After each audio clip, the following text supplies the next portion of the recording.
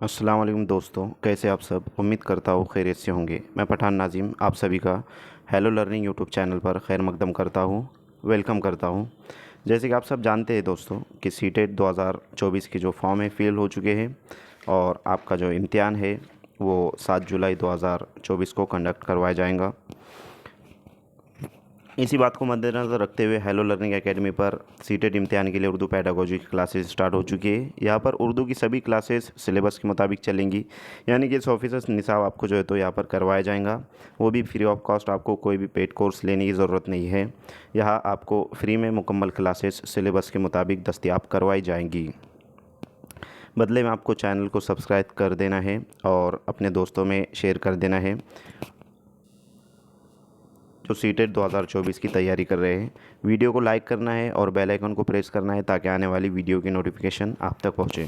दोस्तों, इससे पहले हमने जो है तो 9 लेक्चर ले चुके हैं और ये 10 नंबर का लेक्चर है हमारा, जो कि सीटेट 2024 जुलाई का है। और उर्दू पेडागोजी की ये मतलब लेक्चर रहेगा, जिसमें आपको पेपर फर्स्ट का जो लैंग्वेज सेकंड है, जो कि 20 अगस्त 2023 में जो सवालात पूछे गए थे वो हम आज देखने वाले हैं। और हमारे जो डेली लेक्चर है आपको रोज़ाना 9 बजे के बाद जो है तो रात में रोज़ाना 9 बजे और सुबह 9 बजे जो है तो आपको अवेलेबल करवा के दे दिए जाएंगे। तो चलते हम क्वेश्चंस की तरफ और पेपर की ओर। दोस्तों, ये उर्दू का बुकलेट जो है तो बी का कोड टेक्स्ट बुक है, मतलब टेक्स्ट बुक बुकलेट बी है, जो कि आपके मेन पेपर के साथ आता है और जिसमें आपको 30 क्वेश्चन हल करने होते हैं। जिसने लैंग्वेज जो है तो सेकंड उर्दू चुना है उनके लिए, उन उम्मीदवारों के लिए जो है तो हिस्सा सवालों के तभी मतलब ये जवाब दे, मतलब जिसने जो है तो ऑप्शन सेकंड का ऑप्शन जो है तो उर्दू चुना हो। मतलब 121 से आपको 150 तक के क्वेश्चन करने होते हैं जिसने ऑप्शन सेकंड उर्दू चुना हो। तो फर्स्ट क्वेश्चन है, हिदायत दी गई कि नीचे दिए हुए सवालों को पढ़िए और दिए गए मुतबादिल में से किसी एक मुनासिब तरीन मुतबादिल का इंतखाब कीजिए। 121 नंबर का सवाल है फ्रेंड्स। जो पेडागोजी के हम पहले 15 सवाल देखने वाले हैं, उसके बाद पैसेज रहेगा और एक नज़म रहेंगी जिस पर मबनी 15 सवालात होंगे।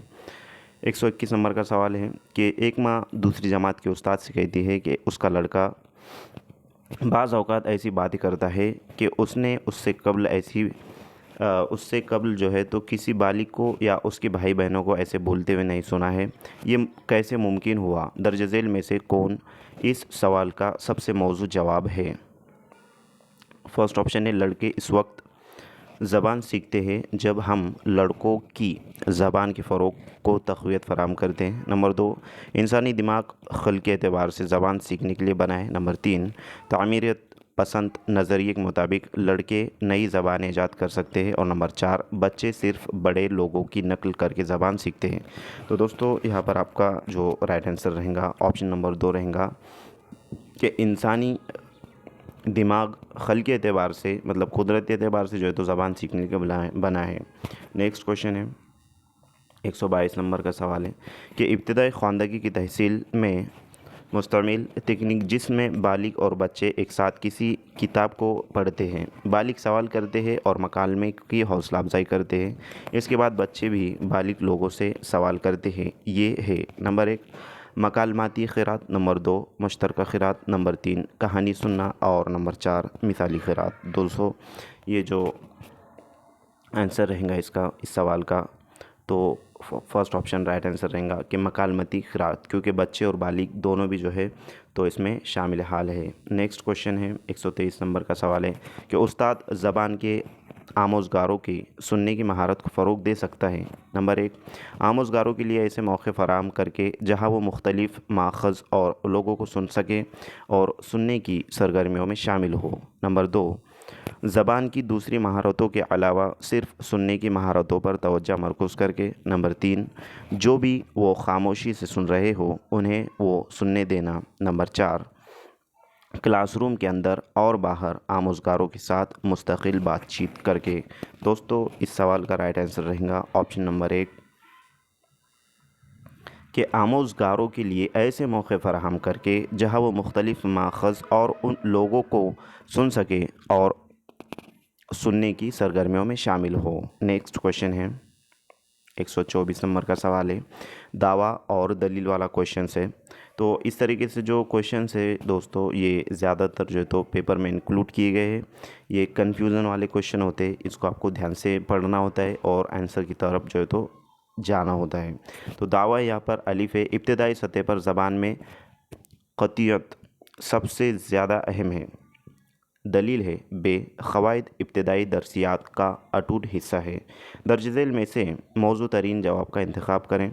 दर्ज झेल मुतबादिल में से मौजू तरीन का इंतखाब करें। ये डबल टाइप हुआ है शायद। फर्स्ट ऑप्शन है अलिफ सही है लेकिन बे गलत। सेकंड ऑप्शन है अलिफ और बे दोनों सही लेकिन बे अलिफ की सही तौज़ीह नहीं है। थर्ड है अलिफ गलत है लेकिन बे सही है। और लास्ट ऑप्शन है अलिफ और बे दोनों सही है और बे अलिफ की सही तौज़ीह नहीं और सही तौज़ीह है। दोस्तों इस सवाल का जो आंसर रहेगा आपका वो ऑप्शन नंबर थर्ड रहेगा कि अलिफ गलत है लेकिन बे सही है। तो option number third is right answer रहेगा।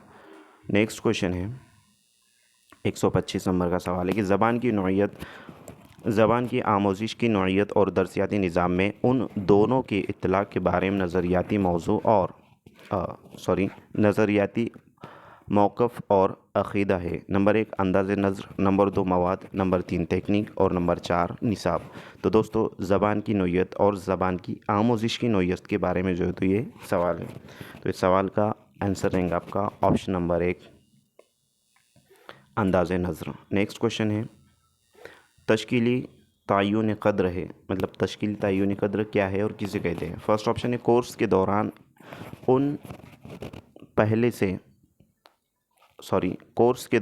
पहले से मुतय्यना या मख़सूस मराहिल पर अंजाम दिया जाता है। नंबर 2 रवाह तरक्की और बेहतरी से मुताल्लिक़। नंबर 3 तब्दीली नहीं हो सकती। और नंबर 4 तदरीसी आमोजिशी अमल में जो कुछ हो रहा है। दोस्तों इस सवाल का आंसर रहेगा आपका ऑप्शन नंबर 2 रवाह तरक्की और बेहतरी से मुताल्लिक़। नेक्स्ट क्वेश्चन है 127 नंबर का सवाल है कि नए आमोज़गारों के लिए सबक का मंसूबा बनाने के दौरान उस्ताद ने कुल जिस्मानी रद्द-ए-अमल TPR के तरीके पर तवज्जो देने का फ़ैसला किया। सबक में कुल जिस्मानी रद्द-ए-अमल TPR की शमूलियत के लिए उस्ताद को दर्ज झेल में से किस पर अमल करना चाहिए। नंबर 1 क्लास में कुछ सुनने की सरगर्मियों की शमूलियत को यकीनी बनाना चाहिए। नंबर 2 उन सरगर्मियों को जारी रखना चाहिए जो उन्हें अपनी नशिस्तों पर बैठे रहने और जोड़ों या ग्रुप में काम करने में मुअय्यन हो सके। नंबर 3 सरगर्मियों को एक तरफ रखना चाहिए और सवाल पूछना चाहिए और रद्द-ए-अमल के लिए उन्हें तरगीब देनी चाहिए। नंबर 4 क्लास में कुछ बदनी सरगर्मियों की शमूलियत को यकीनी बनाना चाहिए। दोस्तों इस सवाल का आंसर रहेगा आपका ऑप्शन नंबर 4 जो है तो राइट आंसर रहेगा कि क्लास में कुछ बदनी सरगर्मियों की शमूलियत को यकीनी बनाना चाहिए। नेक्स्ट क्वेश्चन है क़वाइद का कौन सा अंदाज़े नज़र इस यकीन की हौसला अफजाई करता है कि ज़बान की आमोजिश क़वाइद की आमोजिश है। नंबर 1 तरसीली, नंबर 2 इस्तिक़राई, नंबर 3 क़वाइद का इत्तलाक़ और नंबर 4 इस्तिख़राजी। तो दोस्तों लास्ट जो है तो ऑप्शन राइट आंसर रहेगा कि क़वाइद का जो है तो इस्तिख़राजी जो तरीक़ा है वो यकीन के साथ हौसला अफजाई करता है कि ज़बान की आमोजिश क़वाइद की आमोजिश है। नेक्स्ट क्वेश्चन है 129 नंबर का सवाल है कि उस्ताद 5वीं जमात के तलबा को कुछ लिखने काम देना चाहता है, उस्ताद को सबसे ज़्यादा तवज्जो किस पर देनी चाहिए। नंबर 1 सेहत और रवानी दोनों पर। नंबर 2 मवाद की रवानी पर। नंबर 3 आमोज़गार की खुशखत तहरीर पर। और नंबर 4 मवाद की सेहत पर। दोस्तों राइट आंसर रहेगा आपका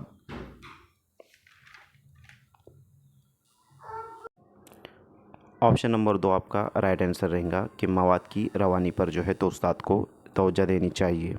नेक्स्ट क्वेश्चन है 130 नंबर का सवाल है कि ऊपर से नीचे का मतलब है मजमूई मायने मालूम करना, नीचे से ऊपर का क्या मतलब होगा। तो दोस्तों फर्स्ट ऑप्शन है मतन के अल्फाज और जुमलों पर तवज्जो देना, सेकंड है माक़ब्ल क़िरात पर तवज्जो देना, थर्ड है मुख्तसर जवाब वाले सवाल पूछने पर तवज्जो देना, और लास्ट ऑप्शन है मतन और ख़यालात की तख़लीस पर तवज्जो देना। दोस्तों इस सवाल का जवाब रहेगा ऑप्शन नंबर 1 कि मतन के अल्फाज और जुमलों पर तवज्जो देना। नेक्स्ट क्वेश्चन है दर्ज झेल में से कौन ज़बान के उस्ताद की बुनियादी ज़िम्मेदारी है। फर्स्ट आमोज़गारों का मुख्तलिफ़ क्लास में ग्रुप बनाना, सेकंड तदरीस के लिए मुनासिब व मौजू मवाद का इंतखाब करना, थर्ड आमोज़गारों की तदरीस, और लास्ट ऑप्शन है आमोज़गारों की तरसीली ज़रूरतों को निशानज़द करना। दोस्तों इस सवाल का राइट आंसर रहेगा ऑप्शन नंबर 4 कि आमोज़गारों की तरसीली ज़रूरतों को निशानज़द करना। नेक्स्ट क्वेश्चन है एक छोटा बच्चा किताब उठाता है, उसे ऊपर उठाकर सफ़हात पलटने लगता है, इसमें शामिल है नंबर 1 नए अनासिर, नंबर 2 नई दर्सियात, नंबर 3 हल्की नई महारतें, और नंबर 4 ख्वानदगी की नई महारतें। दोस्तों इस सवाल का राइट आंसर रहेगा ऑप्शन नंबर 4। एक छोटा बच्चा है जो कि किताब उठा रहा है और जो है तो उसके सफ़हात को उलट पुलट कर रहा है, पलट रहा है। तो लास्ट ऑप्शन इस राइट आंसर रहेगा। नेक्स्ट क्वेश्चन है 133 नंबर का सवाल है, ये भी दावा और दलील वाला सवाल है दोस्तों। इसको आपको जो है तो अच्छे से पढ़ना होता है और जवाब को टिक करना होता है, और इसमें ये भी देखना होता है कि क्या दावा और दलील एक दूसरे पर डिपेंड करते हैं या नहीं, अलिफ सही है बे गलत, इस तरीके से सवाल सीटेट अब जो है तो इंक्लूड कर रहा है। दावा है अलिफ है आमोज़गार ज़बानों का इक्तिसाब करते हैं क्योंकि वो जीनियाती तौर पर ऐसा करने की सलाहियत रखते हैं और उसमें माहौल का कोई रोल नहीं होता। दलील है आमोज़गार मुर्तकिस क्लासरूम का माहौल ज़बान के इक्तिसाब में काफ़ी मअतर होता है। दोस्तों यहाँ पर जो है तो ऑप्शंस दिए गए हैं, दर्ज झेल में से मौजू तरीन का इंतखाब कीजिए। नंबर 1 अलिफ सही है लेकिन बे गलत, नंबर 2 अलिफ और बे दोनों सही है लेकिन बे अलिफ की सही तौज़ी नहीं है, नंबर 3 अलिफ गलत है और लेकिन बे सही, नंबर 3 है दोस्तों अलिफ गलत है लेकिन बे सही है, और नंबर 4 अलिफ और बे दोनों सही है लेकिन और बे अलिफ की सही तौज़ी है। तो इस सवाल का आंसर रहेगा यहाँ पर जो है दावा यहाँ पर गलत रहेगा और दलील सही रहेगा, मतलब ऑप्शन नंबर आपका थर्ड आंसर रहेगा कि अलिफ गलत है लेकिन बे सही है, ऑप्शन नंबर 3 राइट आंसर रहेगा। नेक्स्ट क्वेश्चन है दोस्तों, पढ़ने की तदरीस का वो तरीका जो मखसूस सियाक में अल्फाज के मायने समझने पर ज़ोर देता है वो डैश डैश है। नंबर 1 कुल ज़बान का तरीका, नंबर 2 नीचे से ऊपर का तरीका, नंबर 3 साख्तियाती तरीका, और नंबर 4 तरसीली तरीका। दोस्तों कुल ज़बान का जो तरीका है ये पढ़ने की तदरीस का वो तरीका है जो मखसूस सियाक में अल्फाज के मायने समझने पर ज़ोर देता है। तो ऑप्शन नंबर 1 यहाँ पर राइट आंसर रहेगा। नेक्स्ट क्वेश्चन है 135 नंबर का सवाल है कि ज़बान के बारे में सोचने और बात करने की सलाहियत है। नंबर 1 नई ख्वानदगी, नंबर 2 माहिर बोलने वाला, नंबर 3 माबाद लिसानी सलाहियतें, और नंबर 4 सूतियाती आगाही। तो दोस्तों इस सवाल का राइट आंसर रहेगा ऑप्शन नंबर 3 माबाद लिसानी सलाहियतें। ये जो है तो ज़बान के बारे में सोचने और बात करने की सलाहियत है। नेक्स्ट क्वेश्चन है हिदायत दी गई 100 जो है तो 36 से 142 तक आपको एक इबारत दी जाएंगी और उस पर मबनी सवालात रहेंगे, तो आपको इसको जो है तो अच्छे से करना होता है। मतलब वो हम आपको बताएंगे कि नीचे दी हुई हिदायत नीचे दी हुई इबारत को पढ़िए और दिए गए मुतबादिल में से किसी एक मुनासिब तरीन मुतबादिल का इंतखाब कीजिए, जो कि 136 था 142 नंबर तक सवाल रहेंगे। मतलब 7 सवाल इस पर मबनी रहेंगे। यहाँ पर अक्सर बच्चे पहले इबारत पढ़ने में लग जाते हैं और उस इबारत पढ़ने में जो है तो उनका वक्त काफ़ी ज़ाया हो जाता है। तो दोस्तों मैं आपको जो है तो वक्त किस तरीके से बचाना है वो बताता हूँ कि आपको इबारत नहीं पढ़ना है, डायरेक्टली क्वेश्चन की तरफ आना है फ्रेंड्स। जैसे कि हम आप यहाँ पर एक क्वेश्चन पढ़ने वाले 136 नंबर का सवाल है। देखो कि ज़मीन पर वाक़ई मौसम का काफ़ी हद तक किस कुर्रे का मौसम ज़िम्मेदार होता है। तो यहाँ पर आपको आंसर देख लेना है कि क्या क्या यहाँ पर ऑप्शन दिए गए। फर्स्ट है शुमाली निस्फ कुर्रे का मौसम, सेकंड है समंदरी कुर्रे का मौसम, थर्ड है जुनूबी निस्फ कुर्रे का मौसम और लास्ट ऑप्शन है फ़िज़ाई कुर्रे का मौसम। अब आपको हिदायत जो मतलब इबारत है वो पढ़ना है। तो हम स्टार्ट करते हैं कि सतह ज़मीन जिस पर हम सब इंसान रहते हैं, इसके ऊपर फ़िज़ाई कुर्रे का मौसम काफ़ी हद तक ज़मीन पर वाक़ई मौसम का ज़िम्मेदार होता है। तो यहाँ पर आपको मालूम हो चुका होगा कि कुर्रे का कौन से कुर्रे का, तो फ़िज़ाई कुर्रे का मौसम है। तो आपका जो आंसर रहेगा। और हाँ, दूसरी बात, आप जहाँ तक मतलब पढ़ेंगे वहाँ उसको जो है तो स्टॉप करना है। मतलब अपने यहाँ तक पढ़ा है और आपका एक सवाल का जवाब आपको मिल चुका है, तो 2 लाइन हमने पढ़ी है अभी तक। तो यहाँ पर फ़िज़ाई कुर्रे का मौसम 4 नंबर का ऑप्शन है जो कि आपका जवाब रहेगा, राइट आंसर रहेगा। तो इस तरीके से आपका काफ़ी वक्त बच जाता है। नेक्स्ट क्वेश्चन है 137 नंबर का सवाल है कि हमारी फ़िज़ा में नाइट्रोजन और ऑक्सीजन लगभग कितनी पाई जाती हैं। तो दोस्तों हमने जहाँ पर स्टॉप किया था पैराग्राफ पढ़ना, जैसे कि यहाँ, तो यहाँ से स्टार्ट करना है कि हमारी फ़िज़ा में लगभग 80% नाइट्रोजन, देखो फ्रेंड्स यहाँ पर है 80% नाइट्रोजन और 20% जो है तो ऑक्सीजन पाए जाते हैं। यहाँ पर दूसरे सवाल का जवाब हमारा मिल चुका है। तो 80% नाइट्रोजन और 20% जो है तो हाइड्रोजन। ठीक है, कौन सा ऑप्शन है? तो फर्स्ट ऑप्शन है 80% नाइट्रोजन और 20% ऑक्सीजन, सेकंड ऑप्शन है 10% नाइट्रोजन और 5% ऑक्सीजन, थर्ड ऑप्शन है 4% नाइट्रोजन और 30% ऑक्सीजन और लास्ट ऑप्शन है 40% नाइट्रोजन और 30% ऑक्सीजन। तो दोस्तों फर्स्ट ऑप्शन आपका राइट आंसर रहेगा कि 80% नाइट्रोजन और 20% ऑक्सीजन। नेक्स्ट क्वेश्चन है 138 नंबर का सवाल है कौन सी हवा में नाइट्रोजन और ऑक्सीजन लगभग 4% तक रह जाती है। ऑप्शन है नंबर 1 मोतदिल और गर्म हवा में, नंबर 2 सर्द और खुश्क हवा में, नंबर 3 खनक और सर्द हवा में, नंबर 4 गर्म और मरतूब हवा में। तो दोस्तों हमने जो पैराग्राफ पढ़ा था यहाँ तक पढ़ा था, अब यहाँ से स्टार्ट करेंगे हम कि गर्म और मरतूब हवा में इन चीज़ों का हिस्सा लगभग 4% तक हो जाता है। तो हमने अब यहाँ पे इसको स्टॉप करना है। तो जवाब आपका निकल कर आ रहा है कि गर्म और मरतूब हवा में जो है तो ठीक है, ऑप्शन नंबर 4 में ये दिया गया है गर्म और मरतूब हवा में जो है तो नाइट्रोजन और ऑक्सीजन लगभग 4% तक रह जाते हैं। ठीक है, नेक्स्ट क्वेश्चन है 139 नंबर का सवाल है कि ज़मीन से ऊपर फ़िज़ा में जाने से क्या होता है। नंबर 1 फ़िज़ाई दबाव और दर्जा हरारत हवा से कम होता जाएगा। नंबर 2 हवा से ज़्यादा दर्जा हरारत बढ़ता जाएगा।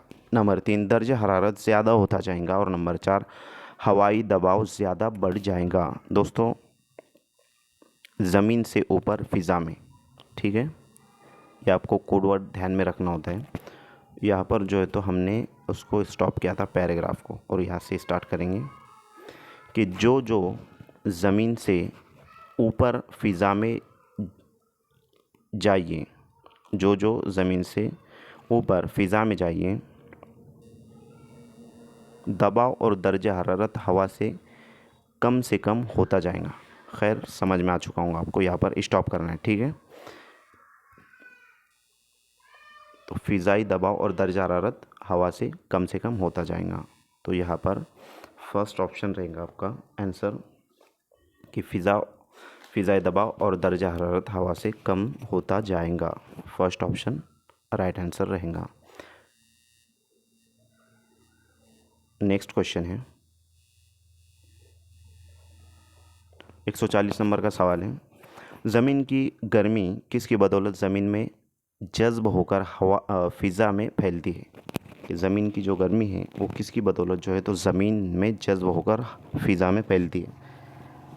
फर्स्ट ऑप्शन है गर्मी ना होने की बदौलत, सेकंड ऑप्शन है धूप की बदौलत, थर्ड ऑप्शन है सूरज के मदार पर घूमने की बदौलत और लास्ट ऑप्शन है सूरज की किरणों की बदौलत। दोस्तों हम चलते हैं पैराग्राफ की तरफ। जैसे कि हमने यहाँ पर पैराग्राफ को स्टॉप किया था, यहाँ से स्टार्ट करेंगे। याद रहे कि ज़मीन पर जो गर्मी मौजूद है वो सूरज की किरणों की बदौलत ज़मीन में ही जज़्ब होकर फिर हवा में फिर फ़िज़ा में फैलती है। ठीक है, यहाँ पर स्टॉप कर देंगे उसको। मतलब सूरज की किरणों की जो है तो बदौलत बताया गया यहाँ पर। ठीक है, तो ऑप्शन में आपको चेक करना है। ऑप्शन नंबर यहाँ पर आपका लास्ट वाला सही रहेगा। सूरज की किरणों की बदौलत जो है तो ज़मीन की गर्मी ज़मीन में जज़्ब होकर फ़िज़ा में फैलती है। नेक्स्ट क्वेश्चन है, फ़िज़ा की जमा है। नंबर 1 फ़िज़ायातों, नंबर 2 फ़िज़ाओं, नंबर 3 फ़िज़ायतैन और नंबर 4 फ़िज़ायात। तो दोस्तों अल्फ़ाज़ ज़ीद और वाहिद जमा जो है तो हर पैसेज में मतलब आपको कम से कम 4 या 3 मार्क का ये पूछा जाता है 15 मार्क में से। तो ये जो हाथ से आपके जो तो मार्क जाना नहीं चाहिए, और इस पर मबनी हम एक ऐसा लेक्चर बनाएंगे इंशाल्लाह कि जिसमें अल्फ़ाज़ मायनी और वाहिद जमा रहेंगे। टोटली जितने भी अभी तक के पर्चे हो चुके हैं दोस्तों, इसका जो आपका आंसर रहेगा वो ऑप्शन नंबर 2 रहेगा कि फ़िज़ा की जो जमा है वो फ़िज़ाओं होता है, ना कि फ़िज़ायातों, फ़िज़ायतें और फ़िज़ायात। ठीक है, नेक्स्ट क्वेश्चन है 142 नंबर का सवाल है। इस जो पैसेज है इसका लास्ट आंसर है। तो वो वाला जो सवाल था हमारा, ये वाहिद जमा वाला सवाल था, और इसके बाद ये वाला जो क्वेश्चन है ये अल्फ़ाज़ ज़ीद वाला सवाल है फ्रेंड्स, जैसे कि आपको नज़र आ रहा है। ठीक है, कि बराह रास्त का मुतज़ाद मतलब अपोजिट वर्ड क्या है। फर्स्ट है सिलसिले के तौर पर, सेकंड है रास्त तौर पर, थर्ड है सीधे तौर पर, और लास्ट है बिलवास्ता। तो दोस्तों इसका जो आपका राइट आंसर रहेगा कि बराह रास्त का जो अपोजिट वर्ड रहेगा वो बिलवास्ता रहेगा। नेक्स्ट क्वेश्चन है, यहाँ पर हिदायत दी गई कि ये जो सवालात थे हमने 136 से 142 तक मतलब 7 सवाल देखें। उसके बाद वाला जो पैसेज है यहाँ पर हिदायत दी गई आपको कि नीचे दी हुई इबारत को पढ़िए और दिए गए मुतबादिल में से किसी एक मुनासिब तरीन मुतबादिल का इंतखाब कीजिए। तो ये जो सवालात 143 से 150 तक मतलब 8 क्वेश्चंस रहेंगे, जिसमें जो है तो आपको पैसेज और नज़म या फिर दोनों पैसेज होते हैं इसमें। तो आपको ये 15 में से 15 लाने की कोशिश करना है, ताकि पेडागोजी की जो क्वेश्चन है उसमें आप 10 या 12 मार्क लाकर अच्छे से स्कोर कर सकते हैं। ये जो सब्जेक्ट होता है उर्दू, ये स्कोरिंग सब्जेक्ट होता है फ्रेंड्स। तो जैसे कि हमने पहले पैसेज में किया था कि डायरेक्टली हमने जो है तो पैसेज ना पढ़ते हुए उसमें वक्त ज़ाया ना करते हुए सवाल पढ़े थे, उसी तरीके से ये भी पैसेज हम सॉल्व करेंगे। तो 143 नंबर का सवाल है यहाँ पर कि मगरमच्छ में क्या सलाहियत बहुत तेज़ होती है। फर्स्ट ख़तरे और दुश्मन से बचने की सलाहियत, सेकंड छूने और देखने की सलाहियत, थर्ड कीड़े मकोड़े मार कर खाने की सलाहियत, और लास्ट ऑप्शन है सूंघने और सुनने की सलाहियत। दोस्तों ऑप्शन हमने जो है तो पढ़ लिए। अब हम आते हैं पैराग्राफ की तरफ। तो यहाँ से आप पैराग्राफ पढ़ना शुरू करेंगे। मगरमच्छ और इंसान की बहुत सी आदतें, बहुत सी खुसूसियात एक दूसरे से मिलती जुलती हैं।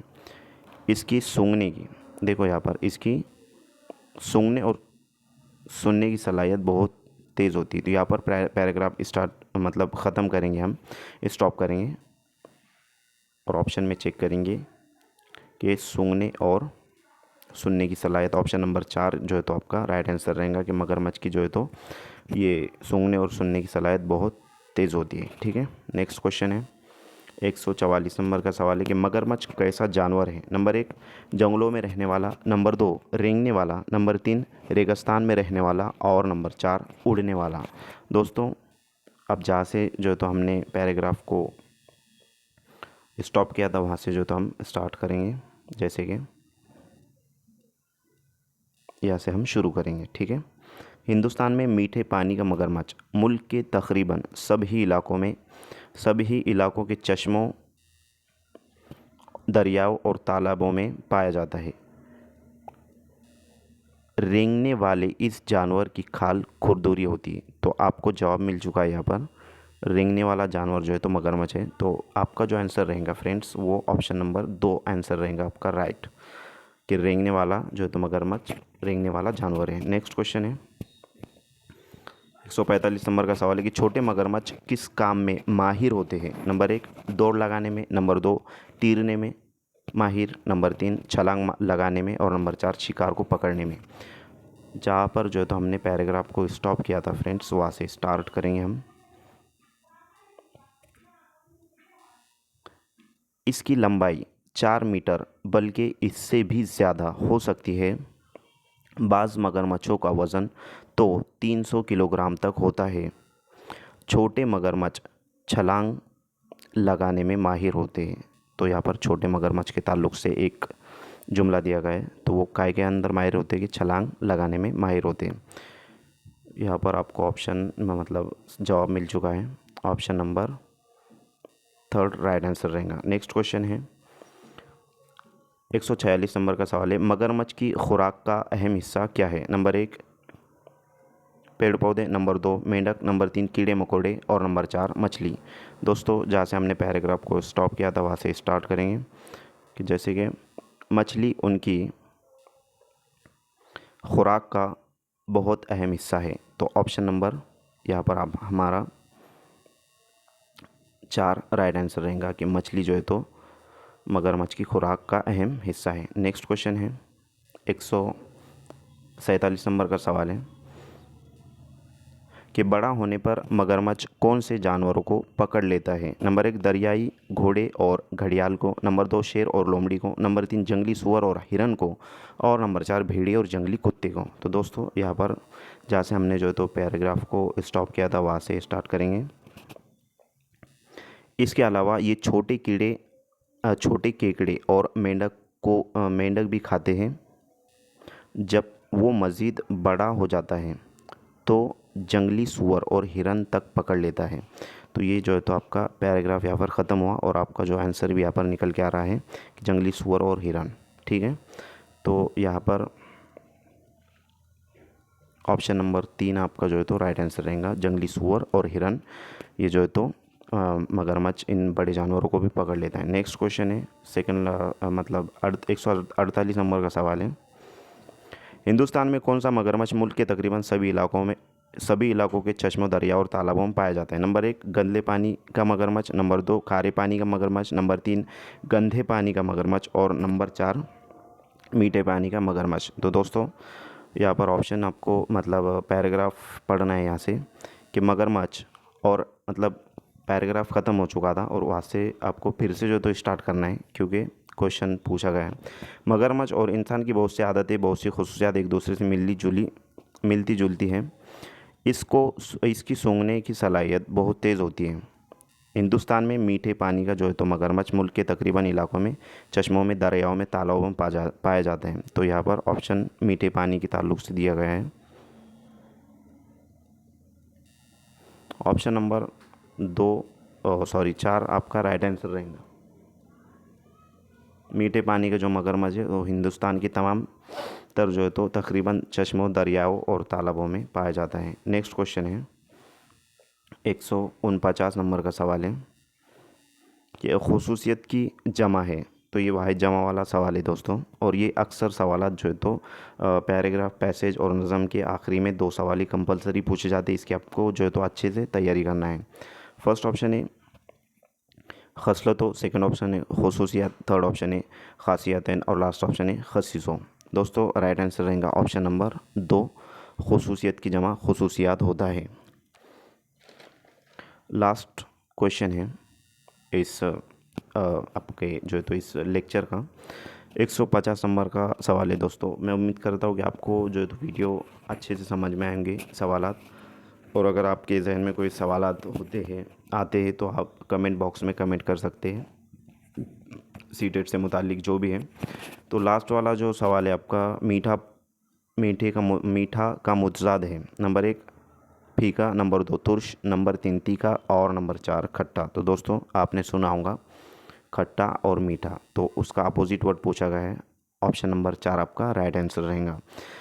तो फ्रेंड्स आपको ये PDF अगर चाहिए तो हमारे जो इस वीडियो के डिस्क्रिप्शन में हम आपको टेलीग्राम चैनल की लिंक दे देंगे। आप वहाँ से जाकर ये मतलब PDF हासिल कर सकते हैं और अच्छे से इसको ख़ुद से पढ़ सकते हैं, ताकि आपकी पढ़ने की भी अच्छे से प्रैक्टिस हो, ताकि आप वक्त मतलब आपका 150 जो मिनट होते हैं वहाँ पर बहुत ही कीमती होते हैं और वक्त ज़ाया ना हो आपका ज़्यादा। खैर, मैं उम्मीद करता हूँ कि आपको अच्छे से समझ में आएगा lecture. Thank you watching for my video. Thank you very much Indeed for your cooperation and have a nice day.